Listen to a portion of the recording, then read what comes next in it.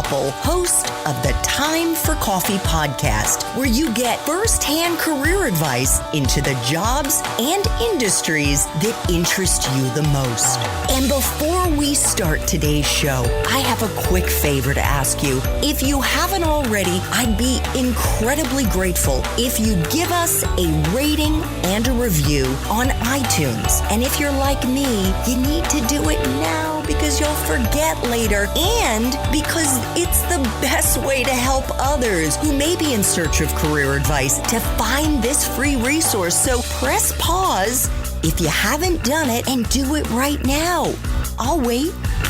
Thanks so much and enjoy today's show. Hey there, Java Junkies. Welcome back to another episode of T4C.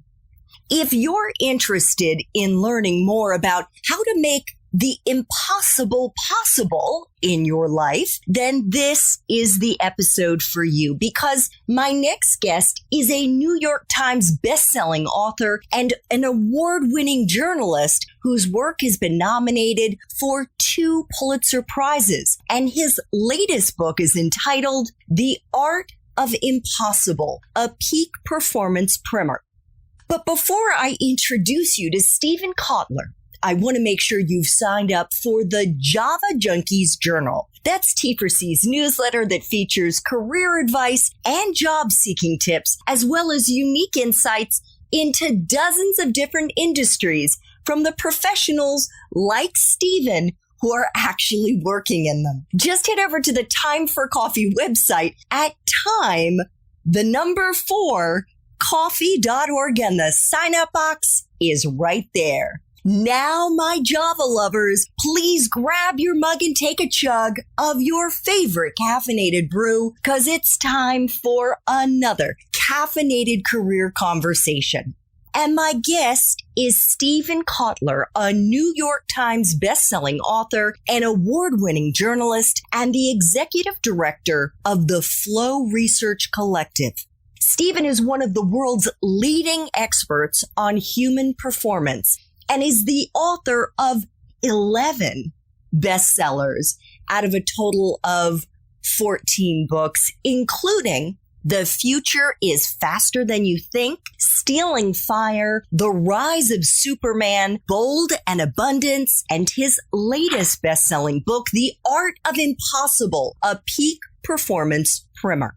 His work has been nominated for 2 Pulitzer Prizes, translated into over 40 languages, and he's appeared in over 100 publications. Steven is also the co-host of Flow Research Collective Radio, which is a top 10 iTunes science podcast. Steven, welcome to Time for Coffee. Are you caffeinated and ready to go? What you can't see, my friends, is that Steven is cracking up right now, and I hope it has nothing to do with me, and it's because of his dog. Yeah, well, I got a 150-pound dog who keeps bumping into my legs while we're driving the dog. Be quiet. Yeah, well, I couldn't hear it, actually. What kind of dog is he? It's a Maremma. Come here, Kika. Yeah, he's beautiful. He's beautiful. I'm going to take a picture. I was trying to take a picture while I was reading so that I could. He's adorable. And you've got a little chihuahua there. And I know you and your wife have an animal rescue sanctuary, right? That's where you're living? Yeah, we do hospice care, but it's a sanctuary. It's not a rescue. We've done rescue work, but now it's predominantly a sanctuary. We do hospice care and special needs care. Beautiful.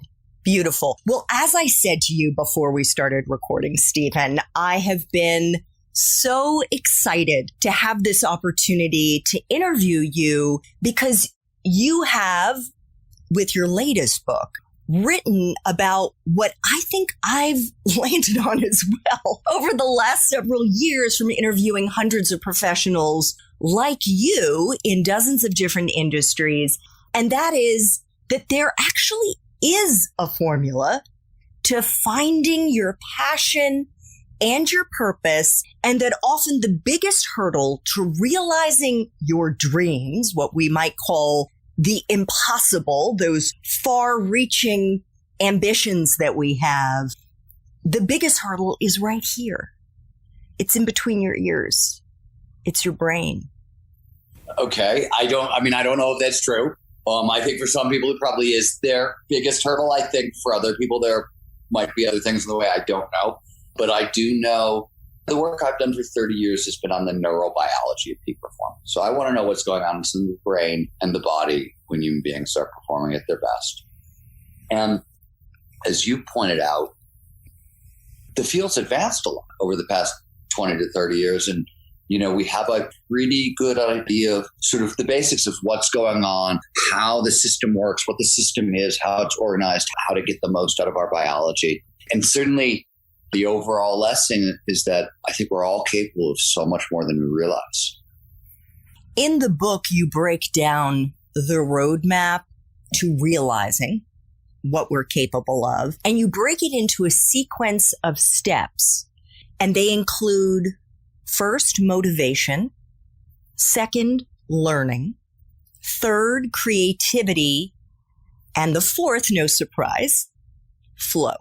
And I would like to begin by unpacking these 4 off-ramps to your roadmap, or maybe we want to call them the essential ingredients, by getting more into your own story, Steven, because you learned the art of the impossible firsthand before you actually began to research it. And then, of course, layer on the data to back it up. So if it's okay with you, I'd like to flash back, way back to when you were in school. You went to the University of Wisconsin, Madison, where you got a BA in creative writing. And I can imagine if we have any older listeners in the audience, and maybe even some of our young listeners are thinking, why the hell did he major in creative writing? That's not the pathway to realizing riches and success and all of that. That's like a pathway to the unemployment line. So why did you major in creative writing? Because I've been writing since I was 4 years old. It was interesting because I remember being in college and I remember hearing about the creative writing department. And I was already, this is going to sound so ridiculous. It was so ridiculously arrogant in like hindsight at like 18 or 19 at the time. But I was like, but I'm already a writer. Why would I need to take creative writing classes? Like I've been writing every day since I was 15. And I'm not quite sure. They threw me out of the University of Wisconsin Creative Writing Department also. No, I didn't know that. I was thrown out. I ended up being invited back, but I was thrown out. I was very, very disruptive, as they said. I was a punk rock. Most people who ended up in the creative writing program, they wanted psychotherapy. They didn't want to write. They literally, they wanted to go talk about their problems and the stuff that had happened. And I'm not saying that's not a valid use of writing, but I was there to learn how to write fiction and learn how to write poetry. I thought just because something shitty happened in your life, it didn't make it good fiction. It just made it something shitty that happened in your life. And I was very vocal about this, and I wasn't particularly polite about it. And I was also doing really weird things with language. I was pushing on language in ways that the University of Wisconsin had a fairly conservative creative writing department. And to their credit, they asked me to leave, and then they hired Lori Moore, Jesse Lee Kirchhoff, and a bunch of other really brilliant writers who actually did the kind of work that I did, and they asked me to come back. So why did I major in creative writing? I don't think I had any other ideas at the time. The funny thing is I ended up with a degree in creative writing, English, fine art, and philosophy. So I have 3 minors and a major. So did you know what you wanted to do with that degree when you graduated? No, before grad school, I had been working in advertising a little bit. I had worked for a company called Foot Cone & Belding. I was working a little bit on Taco Bell ads. They were most famous for in the 90s. They did the really famous Levi ads with Spike Lee and people like that. They were a really cool shop. And I thought I'm not really wired for advertising, but I thought that's where I was going to end up. And talk about weird career paths. They had never met me at Foot Cone & Belding. I'd been a freelancer, and I was a punk rocker. I had long dreadlocks, and they invited me after grad school to come into the office, and they saw me for the first time. And this was in the early 1990s, and really you couldn't look like me and work in corporate America. Today you can. Today you can look any old way you want. Then you could not at all. It was very clear from the moment I walked in that I wasn't going to get the job. And despite the fact that I'd worked there before, blah, blah, I was actually being interviewed by a friend of mine or a guy I had known, he didn't know what to do with me. And because he couldn't hire me looking the way I looked, he also couldn't tell me that he couldn't hire me looking the way I looked. Because that's a lawsuit waiting to happen kind of thing. So he kept trying to persuade me to leave. And I needed a job, man. I wasn't leaving. And finally he went to a meeting. He threw a copy of a magazine. The magazine was called Bikini. It was not about bikini. It was like the early precursor of what became magazines like Details or Spire, things like that. It was out of LA. And I opened it up and I read an interview written by a guy who ended up becoming a friend of mine. It was just an interview with a movie star, but it was written in a way. It was very punk rock. It was very new to journalism. And I went, I can do this. And I stole the magazine and I left the building and I went home and I called the editor-in-chief on the phone every hour on the hour, 4 days until he took my call. And I'd never written journalism before, but I had my senior thesis, which was a book. I had papers. I just faxed this dude anything I could send him at the time. And then I just kept calling. And eventually, he called me back. He's like, look, you got chutzpah. And he gave me a shot. And magazine journalism, as you know, if you're curious and you can hustle, you can basically get paid to learn anything you want to learn from almost anybody you want to learn from, which is, like being handed the keys to the kingdom. So you decided to pursue journalism while you were sitting in an office interviewing for an advertising job. For an advertising job. Yeah, I knew I really didn't want to work in advertising either. I had never thought about pursuing journalism, and because traditional journalism wasn't interesting to me. But what I saw when I saw what was going on in Bikini, I was like, wait a minute, this is edgy. This is interesting. It was also, I was ignorant of what had gone on in the new journalism movement. So like Joan Didion and I knew a little bit of that work, but I didn't really understand what had gone on there. So I didn't realize there were a lot of kindred spirits actually working in journalism. It was a good home for me. It fit really well, especially in the 90s when if you weren't outside of New York was still corporate America and whatever. But if you were part of any of the other kind of magazine kingdoms that were elsewhere in the 90s, magazines were the internet before the internet. And you could do a lot of really creative work. You could do push on language. You could do really interesting stories. It was a good fit for me. And they were weirdos who were running the show also. When the magazine movement happened in the 90s, it happened because Mac Publishing or whatever that was showed up, the very first desktop publishing program. And all of a sudden there were people who wanted to start a magazine. The punks who had been running the zine since the 70s were the only people who knew how to do it.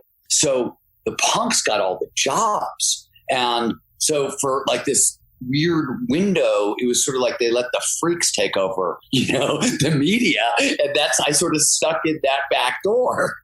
So when you say you were a punk, did you have a band? I did not have a band. I did have a mohawk, though.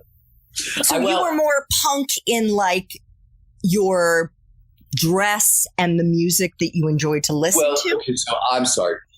The punk rock movement, if you're not familiar with the punk rock movement, there was a lot of funny haircuts. Yeah, there was a lot of like anger and sex and all that stuff. Punk was about DIY creativity. Punk rock was from the very beginning. It was the record labels didn't want to put out the punk albums. That's where it started. So people started recording their own albums and then booking their own tours and then building their own shows. And then they needed magazines to support the scene. I started a magazine, as in support of the punk scene called Penumbra way back in the day. I don't even think it lasted like 3 issues, but whatever. It was a punk rock lit magazine out of San Francisco years ago that I started. So yeah, to me, when I think about punk rock, I think two things. I think DIY creativity. What I really think is we didn't care who you were. We didn't care what you looked like. We didn't really care what you believed in or who you had sex with or how you looked. What we cared is, could you add something to the creative mix? Could you help us do something interesting with creativity? So when I talk about punk rock, I had funny hair and all that other stuff, but I'm really talking about kind of a DIY creativity movement. Got it. Right. Okay. Now it's sort of captured in entrepreneurship, and it's a very different thing. People don't realize that like the entrepreneurial values are punk rock values. Like that's where a lot of that emerged from. Okay. So as you probably know, Steven, one of the bigger challenges that's facing college students and recent grads today is this feeling of overwhelm. They're flooded. They're inundated with 24/7 information. Their stress is high. Their anxiety is high, and they're stuck. And so many of them can't make a decision about what they want to do when they graduate. They don't want to pick a lane. And in The Art of Impossible, you quote the opening lines of the 2002 film Confessions of a Dangerous Mind. And I'll quote here, "When you're young, your potential is infinite. You might do anything, really. You might be Einstein. You might be DiMaggio. Then you get to an age when what you might be gives way to what you have been. You weren't Einstein. You weren't anything. That's a bad moment." So how can we help our young listeners become their own version of Einstein or Elon Musk or Steve Jobs or Kamala Harris or Oprah Winfrey or Melinda Gates? It's a great question. There's two answers that are worth giving. The first is, and they're both things I talk about in Art of Impossible. And the first, I don't want to talk about my work. I talk about my friend David Epstein's work in The Art of Impossible. He wrote the book Range. And Range is an argument not for early specialization, but it's an argument for being a generalist and searching for match quality. Match quality is a term, I think Adam Grant actually may have coined it the first time. I'm not 100% certain where. It is an economics term that says there's a very tight fit between who you are, your values, your strengths, and the work you do in the world. And it's useful if you're interested in peak performance, like that, having that kind of tight fit. So a lot of people want to rush into it.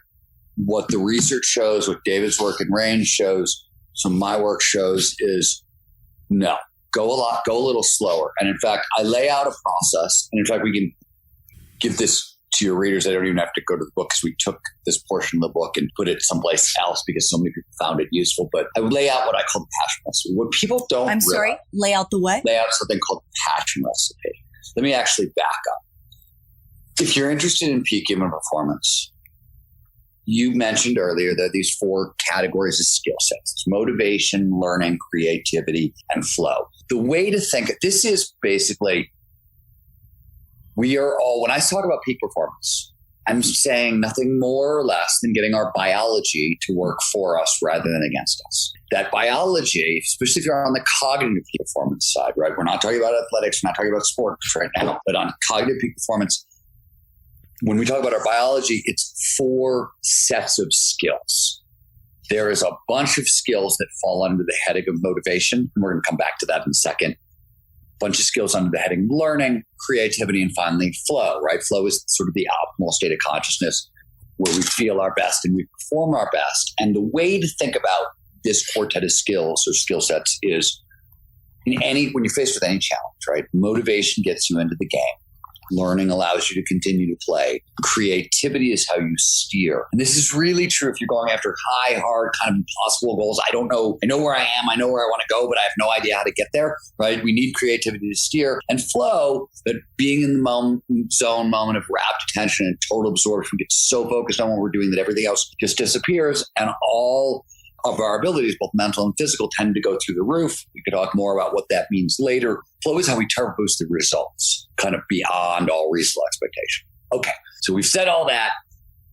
Motivation is where the hunt for peak performance starts. And the research is really clear on this. It says, look, if you want motivation, want to get in the game, you got to start with extrinsic motivation. You actually have to start by earning a living a little bit. This is Maslow's work. This is some other people's work. The basic idea is, Daniel Kahneman worked on this. We need to make enough money so we can pay our bills and have a tiny little bit left over for discretionary fun, right? Don't have to be rich. You don't have to be a millionaire. But if you are food insecure, if you don't know how to pay your rent, if you don't know how to feed your kids, there's too much fear in your system. You possibly can overcome it and still perform at your best. But as a general rule, most of us can't. And on a day-to-day basis, most of us can't. So you really sort of like solve that first. And then you want to turn your attention to motivation. And this is sort of the other half of the answer to your question.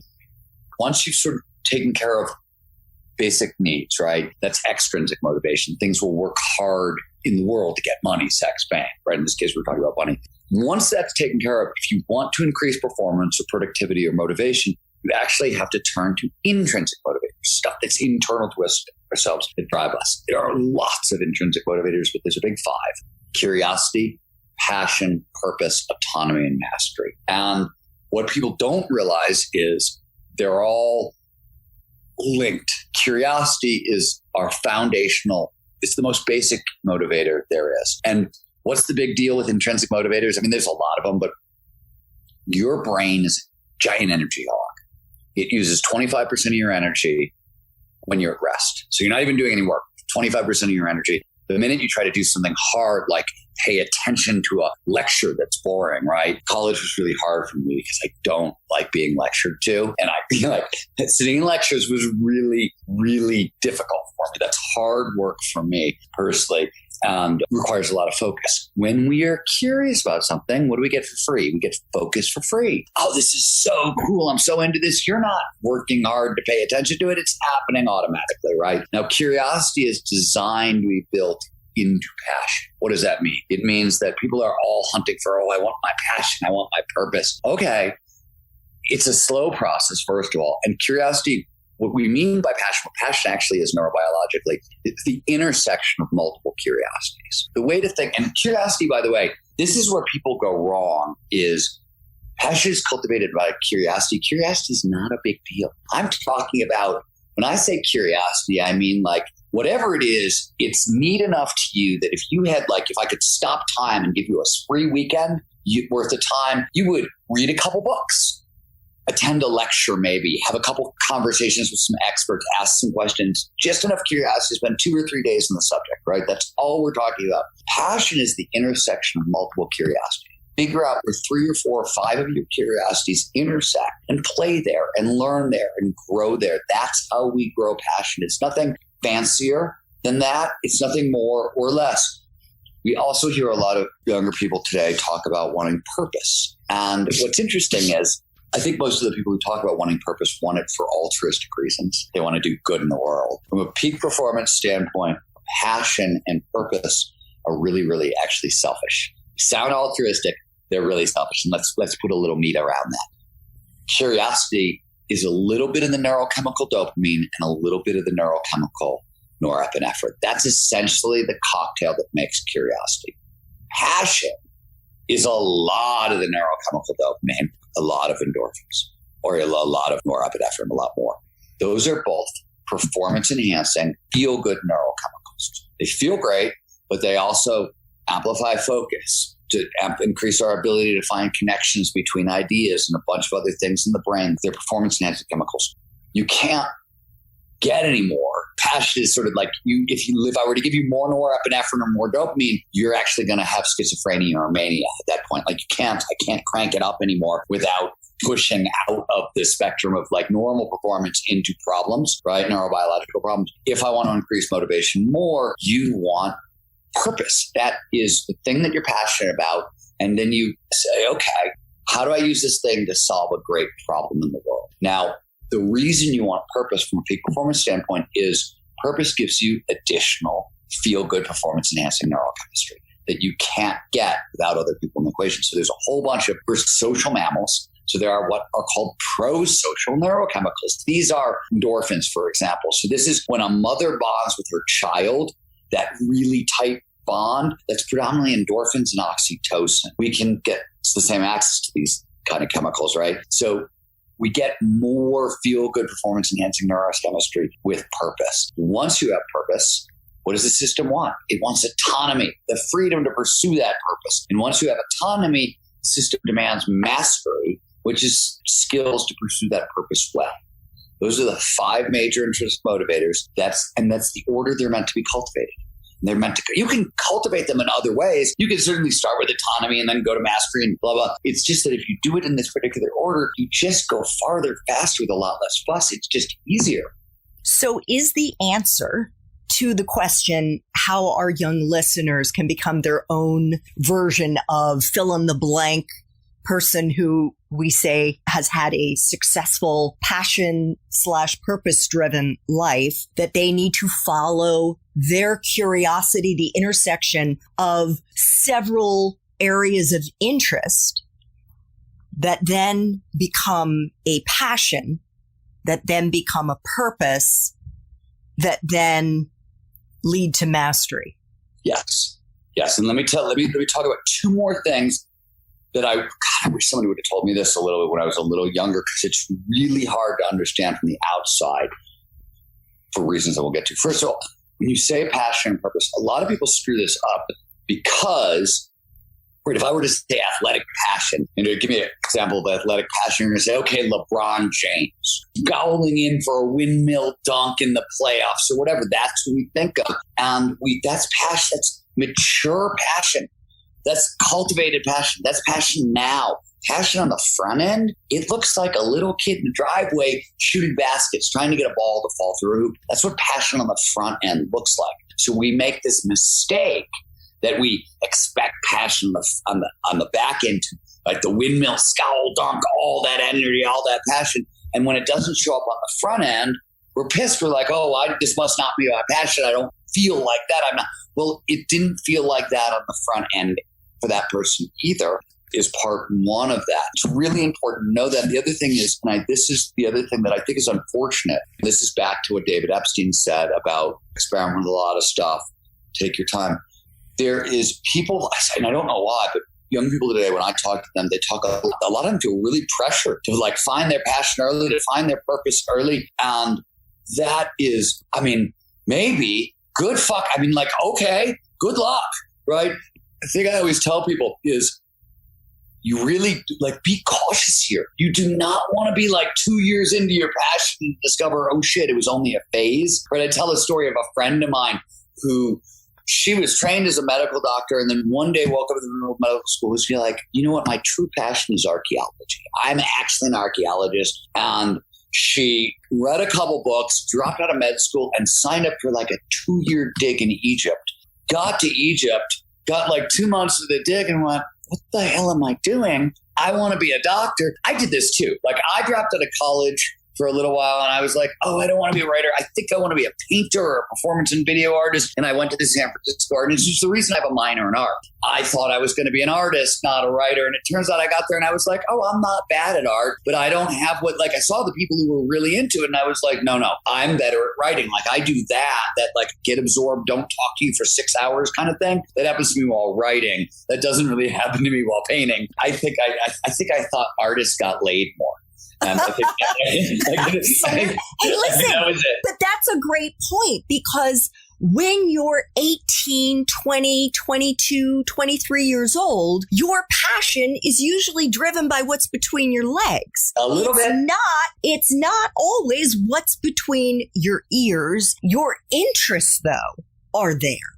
Your interests are there. So follow your interest, your curiosity, and see what sticks. It is also, and you do talk about this in the book, and we'll get to it a little bit later, but it's also about leaning into your strengths. What comes easily to you? What do you usually dismiss? Because it comes so easily to you, Steven, clearly writing was an area where you excelled. I take it farther than that also. This is, I think, really important for people younger folks to hear, because people don't talk about this.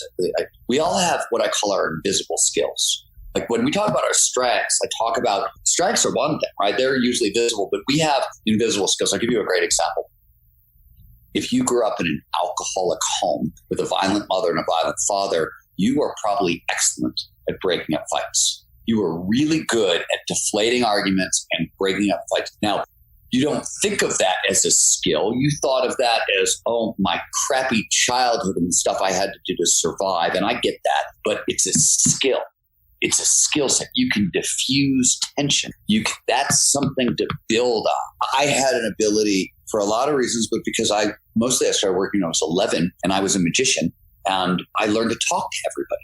All walks of life, whatever. I was doing birthday parties. I was going into people's homes and performing for their kids and whatever. And I needed, I was working for the money basically, but I loved magic. But it gave me the ability to talk to everybody. So when I became a bartender, I was good at getting tips. And then when I became a journalist, I was excellent at getting you to talk to me. And that was a skill that's an invisible skill. It doesn't show up on resumes. Those are invisible skills. And you have those. You have your strengths and you have your invisible skills. And I always tell people, when you're sort of looking for this match fit, pay attention to the invisible skills. If you're talking about, especially with the action sport, a lot of the people I've been around who have actually accomplished the impossible, it was the invisible skills. In action sports, we used to talk a lot about the late, great Shane McConkey. Who was maybe one of the greatest action sport athletes who ever lived. There's a Red Bull put out a good movie about him. But what Shane could do that nobody else could do is he could see lines down the mountain. He would see a way down, path down the mountain that most everybody would be like, well, those are 6 cliffs in a row and that's just certain death. And he'd be like, no, you link it there. You do this, you do this, you do this. It's doable. And he would then find these lines and nobody... Now in action sports, we talk a lot about this ability to see lines and things like that, and it's well known. But at the time when we didn't quite know what we were looking at, it was an invisible skill. Now it's a visible skill. So how can our young listeners, Steven, uncover their invisible skills? Yeah, I don't actually, it's sort of like there's a bunch of strength finder tests out there. I always sort of, if you're interested in more flow, for example, one of the things that the research shows, is not my work. This is Marty Seligman and Christopher Peterson's work, but their work on strengths. They've done a lot of work on strengths. They find that if you're interested in more flow in your life, one of the easiest ways to do is try to work. And this could be what you do all day or for your career in a way that uses 2 or 3 or 4 or 5 of your strengths at once, or uses a strength in a new way. These are things that tend to produce a lot of flow. So you have to be able to identify your strengths. There's lots of kind of diagnostics all over. I don't like to get super jiggy with this stuff. What I usually do is ask 5 people, hey, what are my 3 big strengths? And I look for I don't ever trust one person because they're going to have opinions. But if one thing shows up on 4 or 5 people's lists, I'm like, oh, okay, that's a real strength. 4 or 5 different people are seeing it. Right? Maybe I should see if I could build on it. None of this stuff has to be super complicated. You can really start simply with that. I love that. The person who I use in the coaching that I do with students who are stuck is Dr. Howard Gardner, the 8 types of intelligences that he uncovered. Let's get into one of your superpowers, which is writing. And flashing back again, right after you met with the friend of yours at the advertising company who was trying to tell you maybe your future wasn't in advertising, and you then went all in on writing, and you decided you wanted to then make a living by writing. And just as the case for so many of our young listeners who are still in college or maybe, just graduated, often there isn't a clear path to realizing these ambitions. You can say, I want to make a living as a writer, but then how do you do it? These often don't come with instruction manuals. So can you talk about how you began to make that a reality? You've touched on the extreme sports. There was a bit of observing or maybe riding a new trend that you saw, a new national obsession that was beginning with extreme sports. And I can tell you the story that you're poking at, and I will. I don't necessarily know if that's how I came to my career. You know what I mean? Because journalism is this incredible career where you can, if you put words together in a straight line, you can get paid to be curious. And I was really curious about 2 things at the start of my career, one of which was I was fascinated by people. I wanted to know how do people work. And that was really neuroscience for me. I wasn't interested in psychology. It felt too squishy. It felt too subjective. It didn't feel rigorous enough for me. But in the 90s, when this was all happening, behavioral neuroscience was just becoming a field. And this is the neurobiology of how do human emotions work? How does fear work? How does courage work? All these things. We were just starting to piece those answers together as the field of neurobiology that was fascinating. So I was writing a lot of stories about neuroscience. And Simultaneously, I think this is what you were alluding to, I was writing a lot of stories about action sports. And action sports in the 1990s were a punk rock subculture, right? These were not they weren't in the Olympics. They weren't in the mainstream. They were really weird outsider things, but they were starting to shift. The X Games had just started. The Gravity Games, Mountain Dew had their version of the X Games, which was called the Gravity Games. There was money. And there were all these new magazines around that I was talking about earlier that wanted to cover this subject, but like it meant that if you could write and ski or ride and surf or ride and rock climb, there was work. And I couldn't even do those things very well.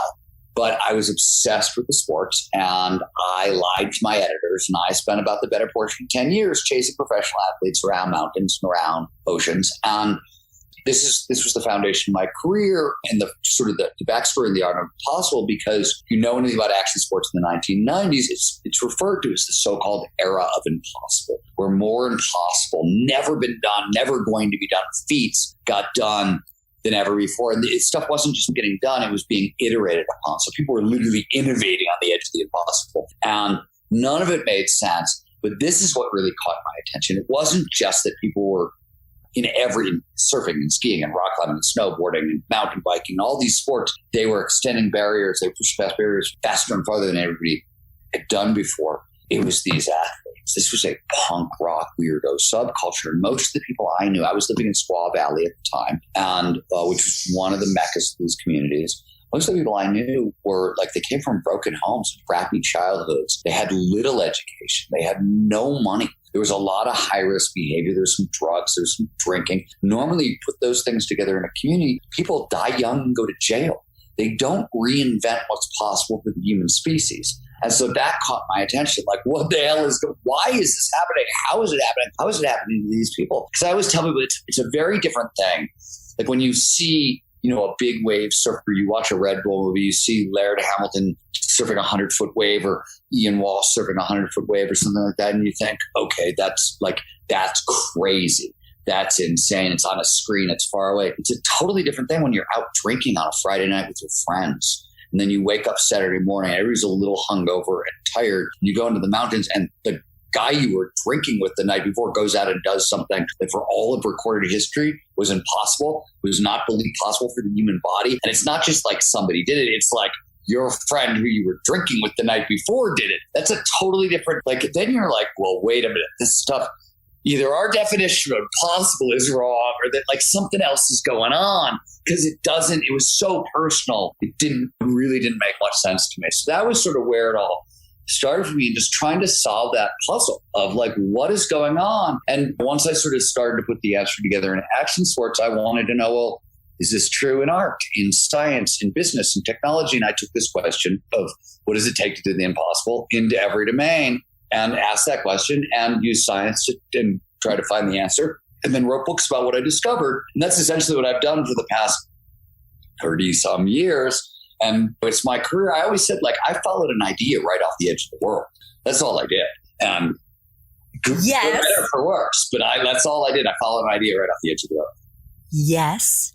And while you were covering your buddies doing all these impossible things, flying off the sides of mountains or surfing waves that were beyond the height of anything that any other human had done before, you also had a side hustle to that, right? You had to bartend. You mentioned the slinging of drinks. Oh, yeah. Sure. You weren't making rent. Yeah, I was a bartender until I was 28. So I started bartending in college. So through college, through grad school, to pay for grad school, and up till the time I was 28. And I had a friendly boss who would let me take 2 weeks off to go report a story and then come back. And it was a really cool bar, and bartending was great money. It's a great way to make a living also. Super fun job, I have to say. Yeah. So I worked 2 jobs, and then, people don't think about it because they don't put this together, but magazine writing and book writing are actually 2 different jobs. Being a journalist and being an author are actually 2 different jobs. So even when I stopped being a bartender and moved into writing, quote unquote, full time, I was 2/3 a magazine journalist and a journalist to pay my bills. And then I was starting to write my books. And I think the advance of my first novel, which took 11 years to write, think it was $5,000. Just to give you an idea of like, it was, which I think some fraction of a penny an hour is what I was working for right by the time I was all said and done. I don't think I was even making a complete living from my books until I was probably in my late 30s. It took another decade of working. I was doing what I wanted, but I had bosses. I was working for other people. I was still somebody else. I was still somebody's bitch. I get it. And the reason that I wanted to make that point, or have you make that point, Steven, is that for our young listeners, I don't want them to be under the misimpression that once you said, hey, I'm going to be a writer and I'm going to cover sports and I'm going to do this, that it was like smooth sailing, no pun intended, from there on out. I want to now jump ahead a bit because we were talking about those 4 key ingredients in the roadmap to realizing the impossible: motivation, huge importance, learning. And by that, you are not talking about the learning that we do in the classroom as students, whether in high school, college, grad school. Yes, of course, that's part of it. But really, what you're saying on the journey to finding your passion, your purpose, and then developing that level of expertise is about lifelong learning and the importance of reading books. Why is the book piece so important? I mean, I can throw out one of the statistics here. I've got it written down, where you talk about with the rise of Superman, one of your best-selling books, it might take the average reader, 5-6 hours, not even a day, to read the whole book. And let's say it took a day. Let's say it took 8 hours or 10 hours to read it. It took you 15 years of your life of reporting and researching and then spitting it out in a way that we could all absorb it. Yeah. I was looking at what I call the return on investment on reading, right? And it was in talking to people who kept bumping into people who were like, I don't have time to read books anymore. I'm just reading magazines or blogs or listening to podcasts. And I wrote for magazines and I've written blogs and I do a podcast. So it's not that I have any problem with any of those art forms. It's that, one, books are where they keep the secrets, like flat out. Books are where they keep the secrets. 2, books are the most condensed form of knowledge on the planet. What I mean by that, and sort of what you're teasing at, is if I write a blog, it takes, the average reader is 250 words a minute. It takes about 4 to 7 minutes to read an average blog. I will put about a day and a half of work into an average blog. So you get a day and a half of my life, you give me 4 to 7 minutes. That's a cool trade. A magazine article, let's say I'm writing a cover story for Wired or the New York Times Sunday Magazine, something like that. It's average 5,000 words. That's going to take most people about 20 minutes to read. How long does it take to report? How much of my brain power you're going to get? Average 10,000 word magazine article is a 2 to 3 month reporting process, usually a 3 to 4 month writing process, then a couple month editing process. And other smart people, my editors, my fact checkers, they're going to hammer on it too. So it's not just shit in my head, it's other people as well. So that's interesting. You give me 20 minutes and instead you get back 10 months. That's cool. That's actually a better ROI at return on investment. A day and a half for 4 to 6 minutes. Well, we quadruple that. You go up 4 times. I go up by a factor of, I don't even know what it is if it's a 9-month story. But a book, as you pointed out, a book Rise, for example, take about 6 hours for most people to read, use just average rate of speed. But you're getting 15 years of my life. And you're getting everybody I possibly have interviewed on the subject over that 50, right? It's just a lot of dense knowledge. And you just can't beat it. And the cool thing about it is you literally can get smarter than most of the rest of the world if you just never stop reading. If you know what to read and just keep reading, you will pass, like, doesn't matter like where you're starting. you're going to start passing most people. It's the craziest thing in the world. It's, oh my God, I can get so much farther ahead of the competition, whoever the competition is, simply by putting my butt in a seat and just like looking at that's crazy. It's unbelievable. It's the easiest way to get better. That like it's unbelievable that it works, in my opinion. It's amazing. Like it's magic. I can't like okay, I'm gonna sit down in this chair and I'm gonna read this. I'm gonna look at this thing in 2 hours from now. I'm gonna be smarter. Are you kidding? I don't feel like that is magic. I feel like that's just smart.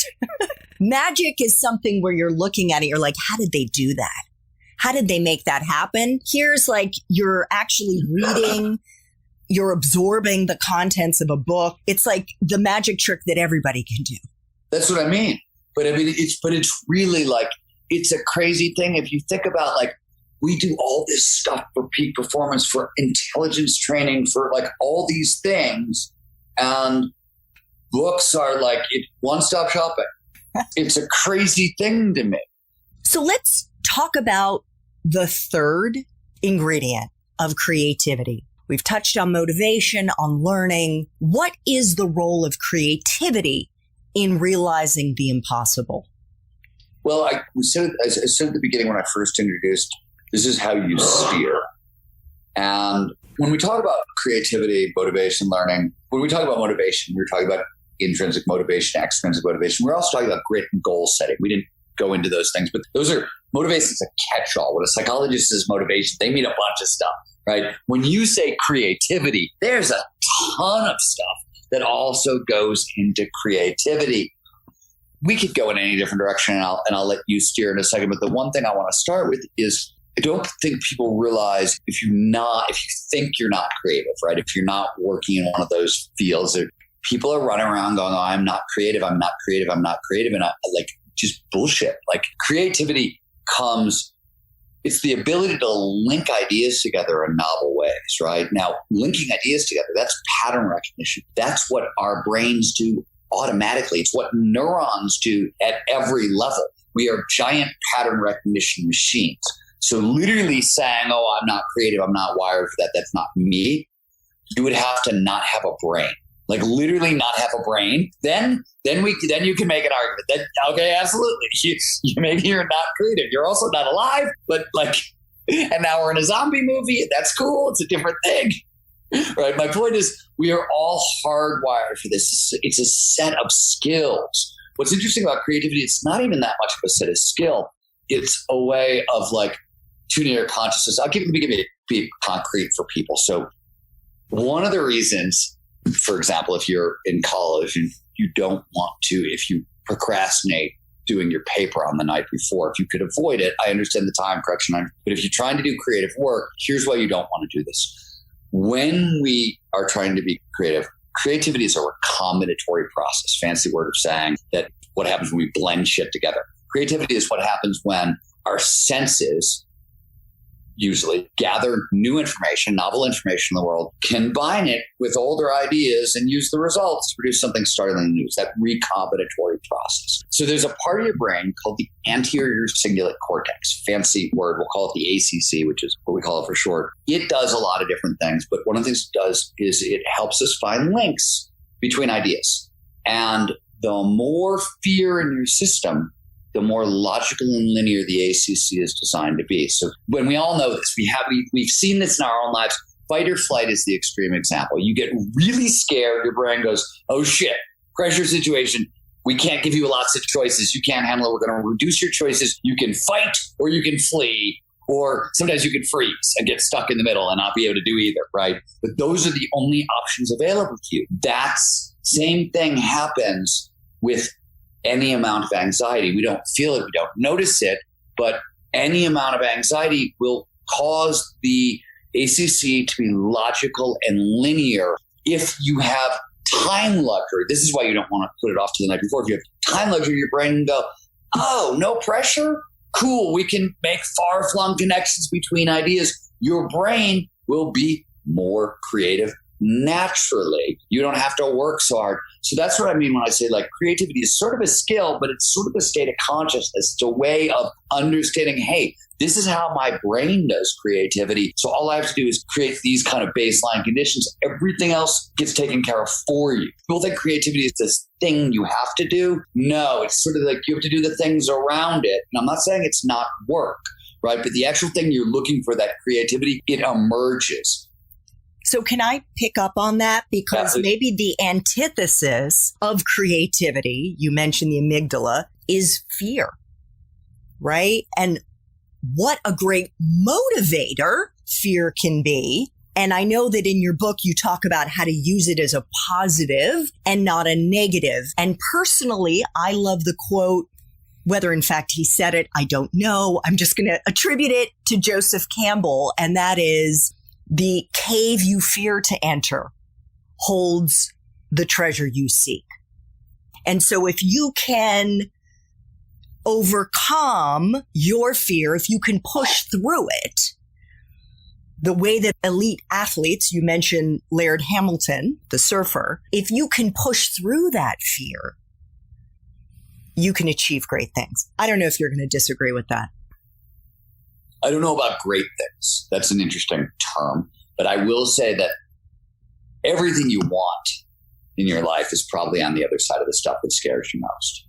And what people don't realize, and I think what's really wonderful about fear is, and I do talk about this in the book, it's sort of a guiding light.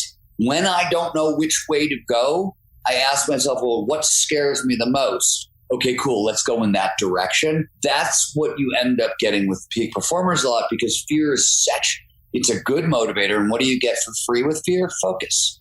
I'm scared of this thing. I can't stop paying attention to it. Okay, cool. Then you don't have to burn 25% of your energy trying to pay attention to it, because it's happening automatically because you're scared of it. And certainly in terms of kind of overall well-being and life satisfaction, we tend to find those things directly on the other side, the stuff that scares us. And if it's something that scares you that is going to take years to accomplish, even better.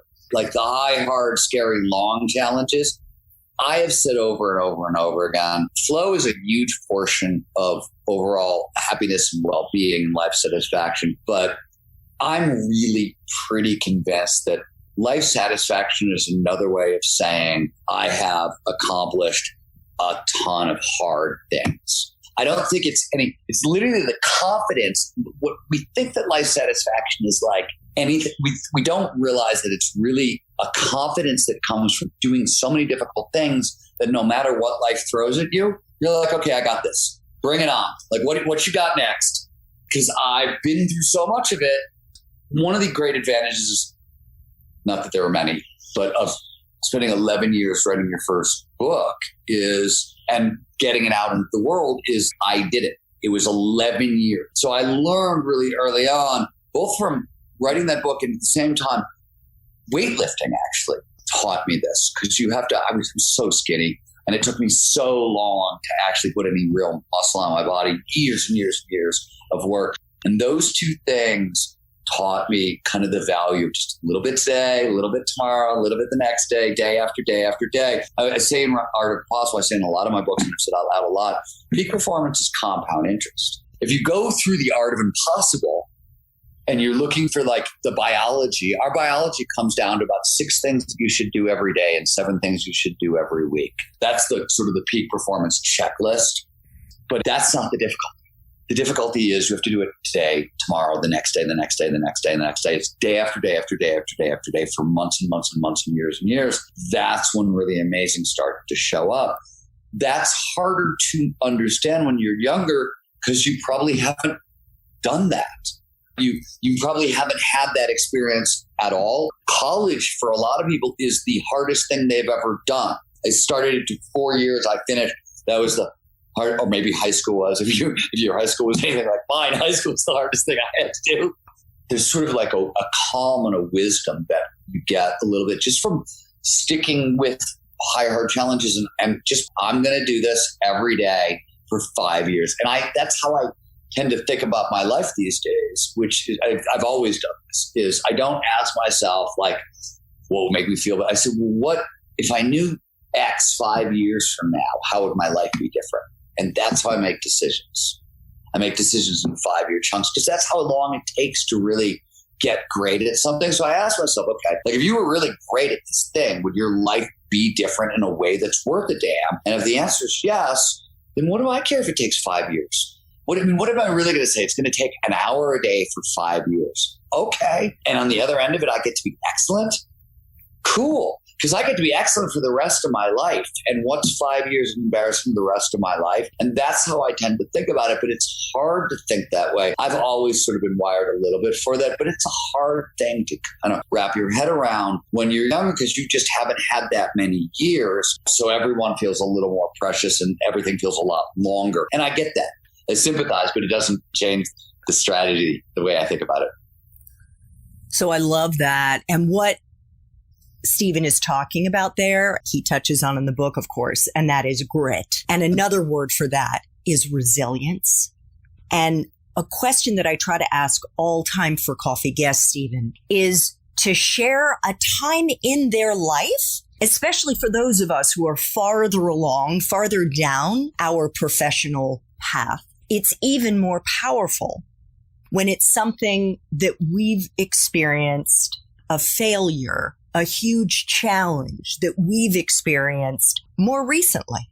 And the importance here is not the failure or the huge challenge, but how we persevered and what the lesson was that we may have learned in the process. God, there have been so many. I mean, I've broken 82 bones. I spent 3 years in bed with Lyme disease. I bankrupted myself a couple of times. Take your pick. We can go on and on and on. So, let's pick the bankrupted. Oh, well, that was so. Yeah, so I got Lyme disease when I was 30 years old, and after I sort of started working with and I spent 3 years in bed, lost 3 years completely, and about a year and a half in, the doctors pulled me off medicine because I had a stomach lining was bleeding out in reaction to the antibiotics, and they couldn't give me any more courses of antibiotics, and I wasn't better. And at that point, I spent 10 years getting my dream job at a magazine, and I had lost that job because I was too sick. The woman I thought I was going to marry had left me, because that happens when you spend 3 years in bed with Lyme disease, and then I bankrupted myself. I spent all the money I had left in the world trying to find a cure on alternative medicine and all that stuff. So that was one example. And then almost happened again with the housing crisis in 2007. If you were a journalist or a writer before the bottom fell out. I mean, when the dot-com bubble burst, people don't remember this, but before the dot-com bubble burst, I was making $3 a word, and I was writing 10,000 word articles. After it burst, I was writing 2,000 word articles, and I was making 50 cents a word. And that was the whole industry, right? Like the entire industry. I took 200% pay cut more overnight in the whole industry. That happened. I was on staff at a major magazine before the dot-com crash. There were 54 of us on staff before the dot-com crash. There were 4 of us left afterwards. They fired everyone. So how did you get through it? Lyme disease was very slowly. I tell that story a little bit in The Art of Impossible, and sort of the back of the book a little bit, and how it impacted flow research. But I had to rebuild my career. Literally, I was a big fancy writer with a big title and whatever, and I had to sort of start over with new magazines who had new editors and people I had never worked with before, and I had to sort of build my way back up again. And then after the dot-com crash, journalism was gone. I mean, or after the housing bubble, journalism itself was, then it really didn't exist. And then I had to reinvent my career almost entirely again. That was sort of when I dove full force into flow research and really sort of started the Flow Research Collective and started that work that kind of emerged out of that. So one of the things that I've always learned about that stuff is if you don't quit, you just keep going, keep doing the checklist, just keep going. That's how you pick yourself back up, right? Nothing's going to happen. You can't, maybe you can, but I found for me, I couldn't do it overnight. It's just a little bit, it was just every lesson again. It's a little bit. And that's how you do it. And I want to say that there's nothing special about my particular story. If you talk to any professional, I mean, we could tell your story, Andrew. I'm sure it's got the same kind of up and downs. This is just like, you think it's special along the way when it's happening to you, but then you get to a certain point, you start listening to other people and you're like, oh, wow. Everybody who got anywhere got their ass kicked a bunch of times along the way. It's going to happen. And I always say, for me, all the great difficulties I've encountered in my life, whatever they are, Lyme disease was a great example. It was a teleportation chamber. I went in one person and it teleported me from the life I had into the life I wanted. Every great tragedy in my life that has happened has been a gateway directly into the life I wanted to live. So, and you never know that ahead of time. I spent 3 years in bed with Lyme disease. And if you would have talked to me at the end of those 3 years, I was suicidal. I was ready to kill myself. I was ready to kill other people. And it turned out everything I wanted in the world, I got because I spent 3 years in bed with Lyme disease. It was, in fact, the shortest distance between 2 points. If the universe had drawn up a map and said, okay, this is all the stuff you want, we don't care about your discomfort, we just care about speed, that's what would have happened. So I've started to realize that, like, when the horrible shit happens, it's usually, right, the teleportation chamber into the life you want to have, and try not to judge on the front end. As horrible as it is. Boom. There it is. I agree with you 1,000%. If you can bear the pain and make it through to the other side, that's where the riches lie. Yeah, I agree with that. All right. As we wrap up here, Steven, I have to ask you about the fourth ingredient being flow. I want you to know, normally everybody makes me spend the entire interview talking about flow. So it was really fun to not have to talk about flow until the very end. Well, there you go. So why does it matter? What is your definition and why does it matter? So let's start with the fact that I don't have a definition. Science has a definition. And the scientific definition of flow is an optimal state of consciousness where we feel our best and perform our best. Earlier, we talked more specifically, it's any of those moments of rapt attention and total absorption. You're so focused on the task at hand, everything else just vanishes. Action awareness are going to start to merge. Your sense of self, self-consciousness, the voice in your head, going to diminish, get very quiet. Time's going to pass strangely, slows down. You get a freeze frame effect. I mean, even in a car crash, or more frequently, it speeds up, right? You get so sucked into what you're doing that 2 hours pass by in like 2 minutes. And throughout, all aspects of performance, mental and physical, go through the roof. And that's not an exaggeration. This is not just my research. This research has been done all over. Motivation, productivity, and grit will spike 500% in flow. The Department of Defense learned that soldiers in flow will learn 240 to 500% faster than normal. Creativity and innovation will increase 400 to 700%. Overall well-being, meaning, purpose, life satisfaction, huge spike. In fact, we now know that people who score off the charts for overall well-being and life satisfaction, these are people with the most flow in their lives. You see an increase in collaboration, cooperation, empathy, environment, ecological awareness, which is our ability to see and perceive the natural world. And if you happen to be an athlete and you're on the physical side, strength, stamina, fast twitch muscle response, they all go through the roof, and our sensitivity to pain goes way down. So it's a huge compliment. It sounds like a weird thing. I talk about why it's this big complement of skills in the art of impossible. We're not going to have time to go into that, but there's a reason why one state of consciousness amplifies all this stuff. It sounds a little weird, but know that. So the cool thing, and I think the answer to your question is, we're all hardwired for this. So flow is a built-in, like it's not even built into just humans. So it's most mammals. Dogs get into flow. Horses get into flow. We think birds might be able to get into flow. We're all hardwired for peak performance.